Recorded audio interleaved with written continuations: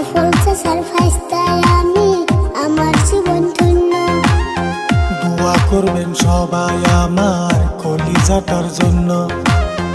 কত কথা শিখলাম কাকা আমি তোমার কাছে।